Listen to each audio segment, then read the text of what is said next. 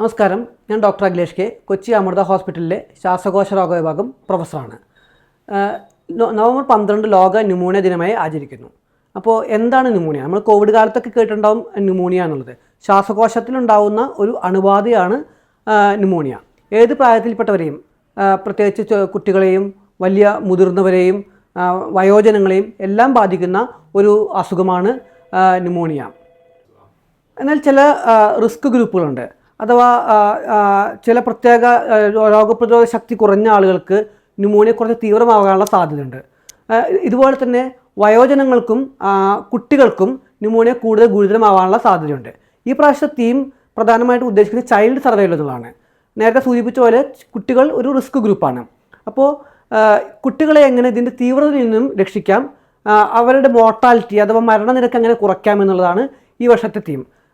നമുക്ക് അറിയാം, ഈ അണുബാധകൾ അത് ബാക്ടീരിയൽ ഇൻഫെക്ഷൻ ആകട്ടെ, ഫംഗൽ ഇൻഫെക്ഷൻ ആകട്ടെ, വൈറൽ ഇൻഫെക്ഷൻ ആകട്ടെ, ഇത് ആരെപ്പോൾ വേണമെങ്കിലും ബാധിക്കാമെങ്കിലും അന്തരീക്ഷ മലിനീകരണം, ന്യൂട്രീഷൻ അബ്നോർമാലിറ്റി അഥവാ വിളർച്ച രോഗങ്ങൾ, ഇതെല്ലാം ന്യൂമോണിയയുടെ തീവ്രത കൂട്ടാനുള്ള സാധ്യതകളുണ്ട്.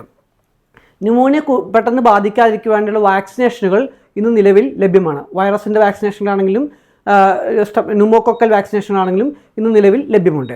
അപ്പോൾ വാക്സിനേഷനുകൾ, പൊല്യൂഷൻ കൺട്രോൾ, മാസ്കുകൾ ഇടുക, ഈ സങ്കേതങ്ങൾ വഴി നമുക്ക് ന്യൂമോണിയ വരുതി നിർത്താൻ സാധിക്കും. ഇനി ന്യൂമോണിയ എങ്ങനെ നമുക്ക് തിരിച്ചറിയാം? പ്രധാനമായിട്ടും ഞാൻ നേരത്തെ സൂചിപ്പിച്ച പോലെ ന്യൂമോണിയ ഒരു ശ്വാസകോശ അണുബാധ മൂലമുണ്ടാകുന്ന ഒരു അസുഖമാണ്. അതുകൊണ്ട് തന്നെ ഏതൊരു അണുബാധയിലും ഉള്ളതുപോലെ തന്നെ പനിയാണ് ഇതിൻ്റെ പ്രധാനപ്പെട്ട സിംറ്റം. പനിയോടൊപ്പം ശ്വാസം എടുക്കുമ്പോൾ ഉണ്ടാകുന്ന നെഞ്ചുവേദന, ചുമ, കഫം, ഇതെല്ലാം ചിലപ്പോൾ ചില കേസുകളിൽ കഫത്തിൽ ബ്ലഡും കാണാറുണ്ട്. ഇപ്പോൾ ഇങ്ങനെയൊക്കെയാണ് സാധാരണഗതിയിൽ ന്യൂമോണിയയുടെ ലക്ഷണങ്ങൾ. കുട്ടികളിൽ റാപ്പിഡ് ബ്രീത്തിങ് അഥവാ ക്രമാതീതമായ രീതിയിൽ ശ്വാസോച്ഛ്വാസം ഉണ്ടാവുക, ഒരു കൺഫ്യൂഷൻ ഉണ്ടാവുക, അഥവാ അതോടൊപ്പം തന്നെ ഓക്കാനം വരിക, ഇതെല്ലാം ചിലപ്പോൾ ന്യൂമോണിയയുടെ ലക്ഷണങ്ങളായിട്ട് കാണാറുണ്ട്. നമുക്ക് ന്യൂമോണിയ ഒരു സസ്പീഷൻ ഉണ്ടെങ്കിൽ, അഥവാ നമ്മൾക്ക് ഒരു സംശയം ഉണ്ടെങ്കിൽ ഒരു ചെസ്റ്റ് എക്സ്റേ പരിശോധന വഴി അത് ഉറപ്പുവരുത്തേണ്ടതുണ്ട്.